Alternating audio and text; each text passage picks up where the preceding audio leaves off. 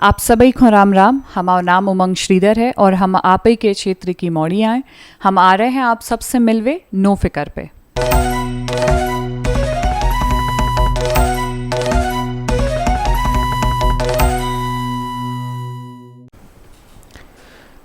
No फिकर के कार्यक्रम आज की छोरी में आप सभी का स्वागत है। और आज हमारे साथ हैं पथरिया विधानसभा के किशुनगंज ग्राम से लेकर मध्य प्रदेश में पहचान बनाने वाली उमंग श्रीधर जी, जिनकी काबिलियत और उनके हुनर के बारे में देश के प्रधानमंत्री नरेंद्र मोदी भी बात कर चुके हैं और कहीं ना कहीं अपने भाषणों में उल्लेख भी कर चुके हैं। तो आज हम बात करते हैं उमंग श्रीधर जी से कि वो एक छोटे से गांव से कैसे अपनी पहचान देश तक बना पाई हैं।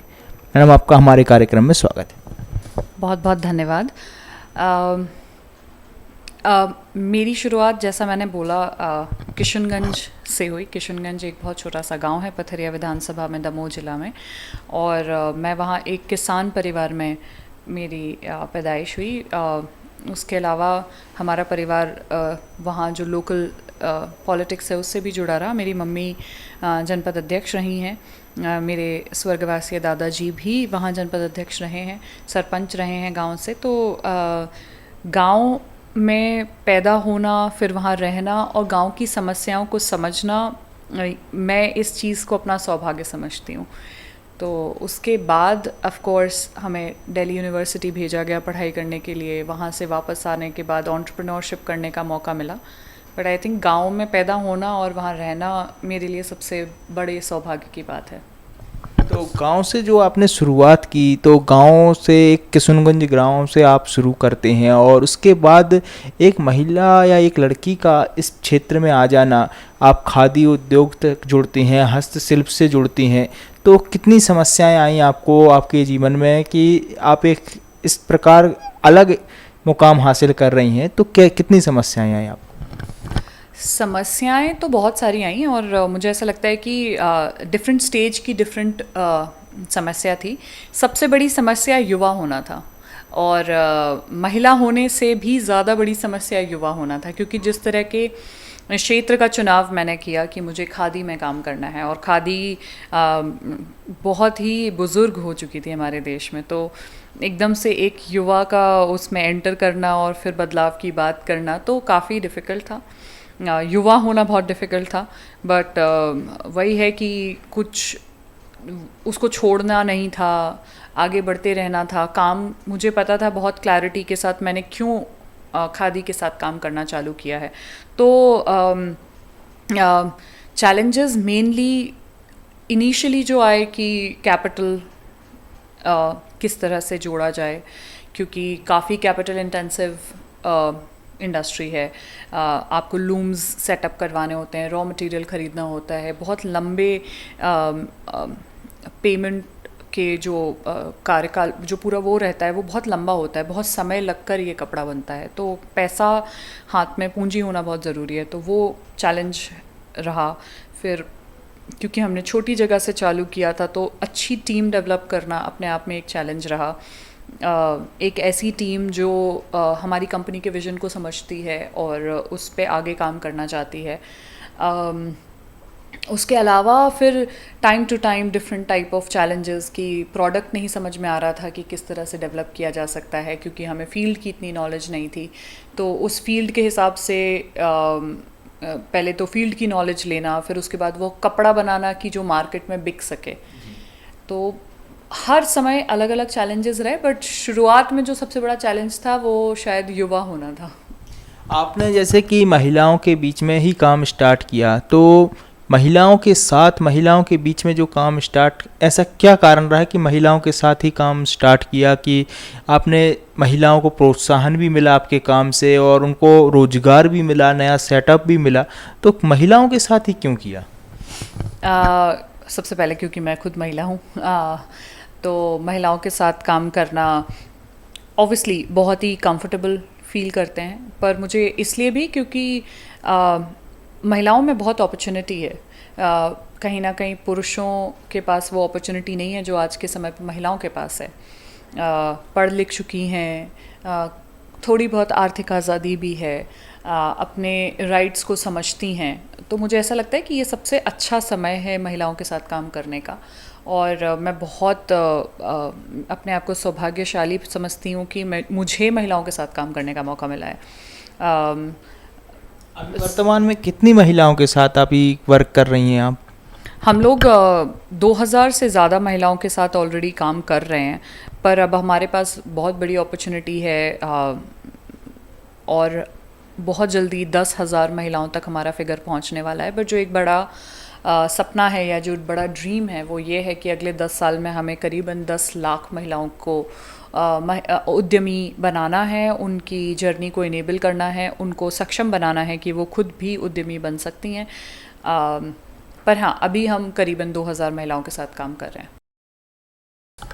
आपसे जानना चाहेंगे कि जिस प्रकार आपने आज बताया कि आप 2000 महिलाओं के साथ वर्क कर रही हैं, 2000 महिलाएं आज आपके साथ काम कर रही हैं, लेकिन ये स्टार्टअप शुरुआत कैसे हुई, ये सेट स्टैंडर्ड में बदला और आज एक ब्रांड बन गया है, लेकिन आपके स्टार्टअप की शुरुआत कैसे हुई और इसकी माने पहला पड़ाव कैसे आया, इसके बारे में जानना चाहेंगे।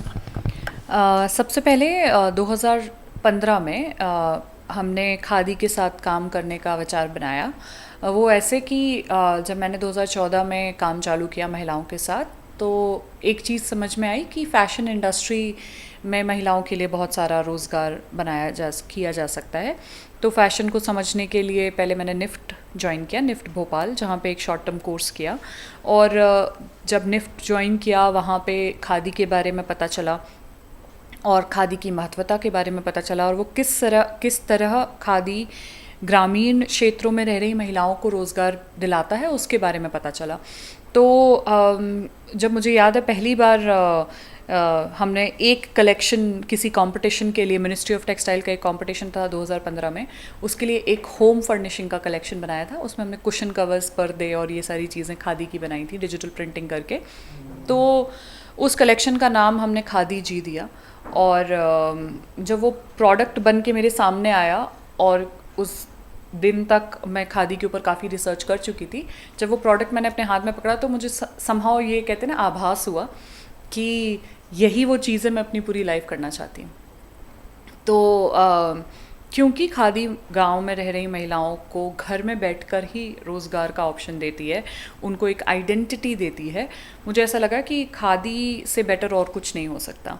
फिर उसके बाद ऑब्वियसली जर्नी स्टार्ट हुई कि कंपनी बनाएंगे, तो पहले पार्टनरशिप फर्म बनाई, जो एग्जिस्टिंग कपड़ा था उसमें कुछ कलेक्शन बनाया, फिर नए कपड़े बनाना चालू करे अपने हिसाब से जो मार्केट को पसंद है। तो पहले गारमेंट बनाया, फिर डिसाइड किया कि नहीं, गारमेंट बनाने से इतना बड़ा काम नहीं कर सकते, टेक्सटाइल कंपनी बनानी पड़ेगी। तो फिर ये डिसाइड किया कि टेक्सटाइल कंपनी बनानी है। फिर इंक्यूबेशन हुआ, IIM अहमदाबाद से सीड फंड मिला 40 लाख रुपए का। तो इस तरह से धीरे धीरे 2015 से 2017, और 2017 में जब पहली बार सीड कैपिटल मिला, उसके बाद तो कहते हैं ना, there was no looking back. उसके बाद फिर मुड़ के नहीं देखा, उसके बाद फिर आगे बढ़ते ही गए। बहुत सारे एक्सपेरिमेंट्स किए, बहुत सारे फेलियर्स हुए, डिफरेंट काइंड ऑफ कस्टमर्स को केटर किया, कोविड आया, नए प्रोडक्ट्स बनाए, कोविड के हिसाब से प्रोडक्ट्स बनाए। पर ओवरऑल हमारी ऑर्गेनाइजेशन का जो विज़न है कि हमें महिलाओं के साथ काम करना है, skill based employment opportunity provide करनी है लोगों को, वो हम उससे कभी नहीं डगमगाए। तो हमारा विजन हमेशा से हमारी ऑर्गेनाइजेशन का बहुत क्लियर रहा है। अब जो महिलाएं आ रही हैं इस क्षेत्र में, अगर आना चाहती हैं या फिर इस क्षेत्र में अपना भविष्य बनाना चाहती हैं, तो वो किस प्रकार बना सकती हैं कि वो क्राफ्ट की ओर बढ़ें, हैंडीक्राफ्ट की ओर बढ़ें, हस्तशिल्प को समझें और इसमें भविष्य बनाएं, या फिर एक रोजगार उनको मुहैया हो, तो वो कैसे बना सकती हैं? रोज़गार कहीं भी कभी भी आप, नॉट जस्ट हैंडीक्राफ्ट, मुझे ऐसा लगता है कि आप जब भी उद्यमी बनना चाहते हैं तो सबसे पहले तो ये डिसाइड कर लेना कि मुझे उद्यमी बनना है। वो एक बहुत बड़ा डिसीजन है जो किसी भी महिला को या पुरुष को लेना पड़ता है। उसके बाद जो दूसरा स्टेप होता है कि भाई अब ये तो डिसाइड कर लिया कि हमें बिज़नेस करना है, अपना खुद का व्यापार करना है, या हमें खुद के लिए काम करना है, बट क्या काम करना है। तो हम ये डिसाइड करें कि किस सेक्टर में काम करना चाहते हैं। जैसा आपने कहा कि हैंडीक्राफ्ट, तो हैंडीक्राफ्ट इंडस्ट्री को थोड़ा सा एक्सप्लोर करें, उसके बारे में जानें, उसके बारे में पढ़ें, कम से कम 10 हैंडीक्राफ्ट क्लस्टर्स को विज़िट करें, उसकी प्रोडक्शन प्रोसेस को समझें, एग्जिस्टिंग मार्केट को समझें, डिज़ाइनिंग प्रोसेस को समझें, उसके कस्टमर को समझें, कस्टमर नीड्स को समझें। तो जो भी हैंडीक्राफ्ट, और हमारा देश तो इतना रिच है हैंडलूम और हैंडीक्राफ्ट्स के मामले में, हमारे यहाँ महिलाओं को कुछ ना कुछ हाथ के हुनर ज़रूर सिखाए जाते हैं। तो ये सबसे बड़ा ऑप्शन है महिलाओं के लिए। या तो वो गृहिणी बन सकती हैं, और अगर उद्यमी बने तो वो कोई ना कोई हाथ का काम करके घर से एक छोटा लघु उद्योग या गृह उद्योग जिसे कहते हैं वो उसकी शुरुआत कर सकती हैं। पर इंडस्ट्री को थोड़ा सा समझें और उसके ऊपर रिसर्च करें। अब आपसे जानना चाहेंगे उस वाक़ये के बारे में कि देश के प्रधानमंत्री नरेंद्र मोदी जी के द्वारा आपकी तारीफ़ की गई, आपके, या कहें कि मध्य प्रदेश में या फिर भारत की उन महिलाओं के विषय में बात की गई जिनसे कहीं ना कहीं आज महिलाएं बात करने में डरती हैं या फिर कहें कि बाहर निकलने में डरती हैं, तो उनको एक सीख दी गई कि कोई भी लड़की गांव से निकल सकती है और अपना एक पहचान बना सकती है। और देश के प्रधानमंत्री जब आपकी तारीफ़ कर रहे हैं तो उस वाक़ये के बारे में जानना चाहेंगे, उस अनुभव के बारे में जानना चाहेंगे। जी, ऑफ कोर्स मेरे लिए बहुत बड़ा पल था, क्षण था कि मैं अपने देश के प्रधानमंत्री से मुखातिब हो रही हूँ, और वो भी करीबन 10,000 लोगों के सामने।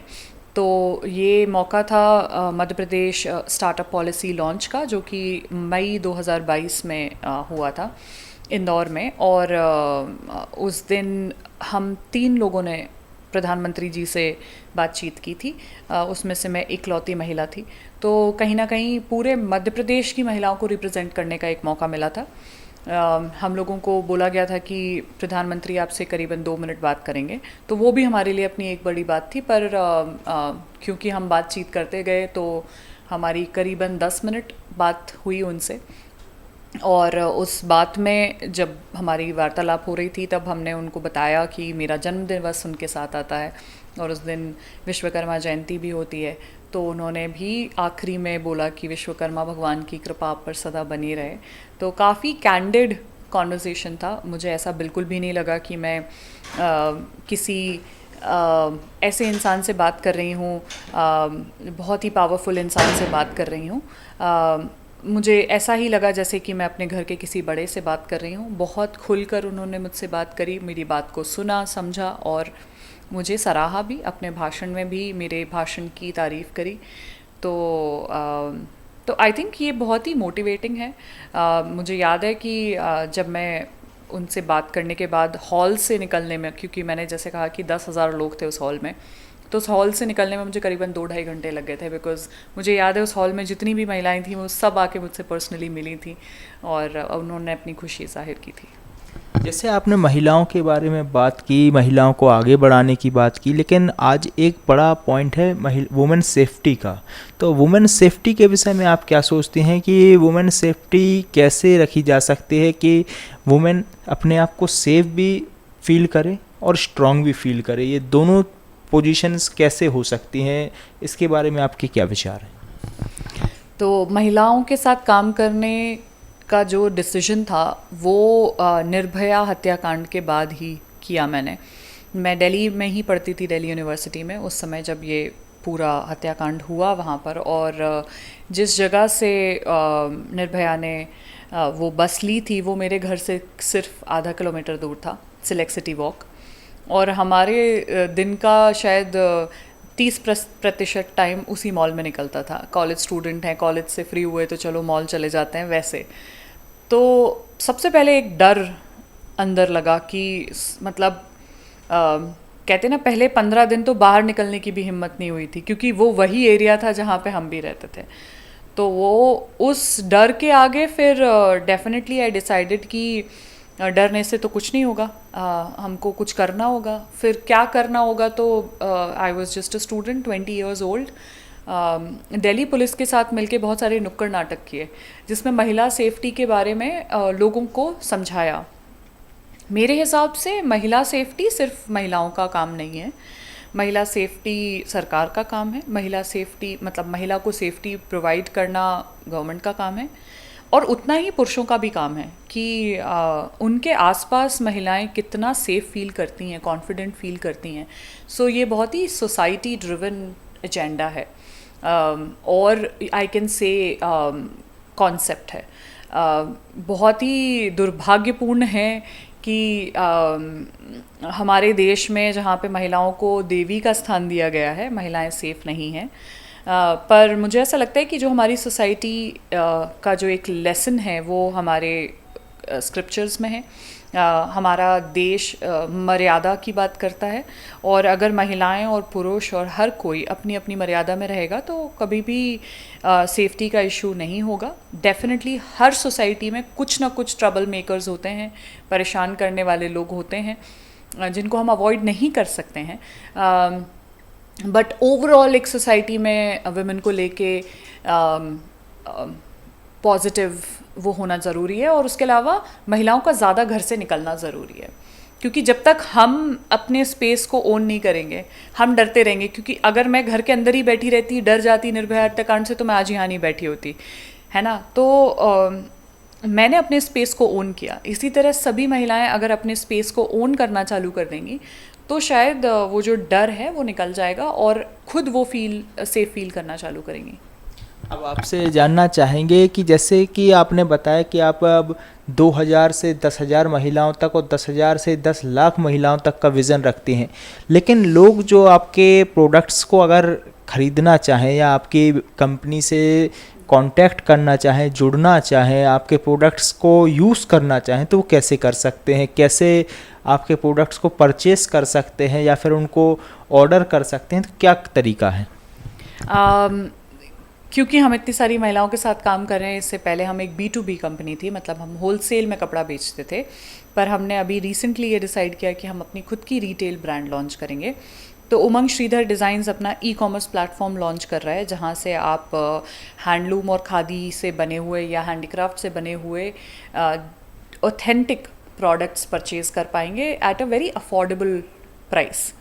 जो हमारा कॉन्सेप्ट है कि लोग कहते हैं कि हाथ से बना हुआ सामान बहुत महंगा है, मिडिल क्लास या गरीब लोगों की उससे दूर है, ये तो सिर्फ नेताओं का या फिर एक एलीट क्लास पहनती है इन सब प्रोडक्ट्स को। तो मेरे हिसाब से उस नोशन को ब्रेक करने के लिए हम लोगों ने ये ई-कॉमर्स प्लेटफॉर्म लॉन्च करने का डिसाइड किया। इसका नाम umangshridhardesigns.com होगा। इस पर आकर आप ऑथेंटिक हैंडलूम और खादी के वस्त्रों को ख़रीद सकते हैं और अपने दोस्तों को भी रेकमेंड कर सकते हैं।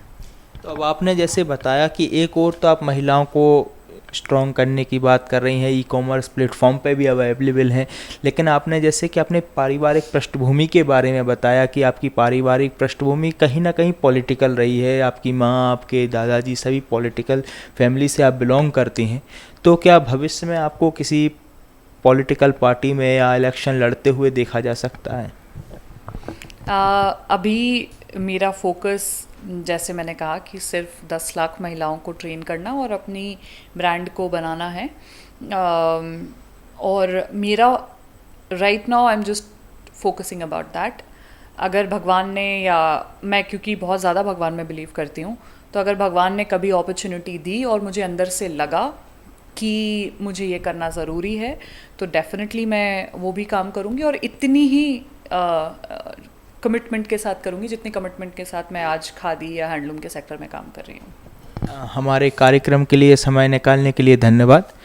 तो हमारे साथ थे उमंग श्रीधर जी, जिन्होंने स्पष्ट तौर पर बताया कि कैसे एक ग्रामीण क्षेत्र से मध्य प्रदेश और देश तक अपनी पहचान स्थापित की जा सकती है। महिला अगर चाहे तो कुछ भी कर सकती है और अपना हर मुकाम हासिल कर सकती है।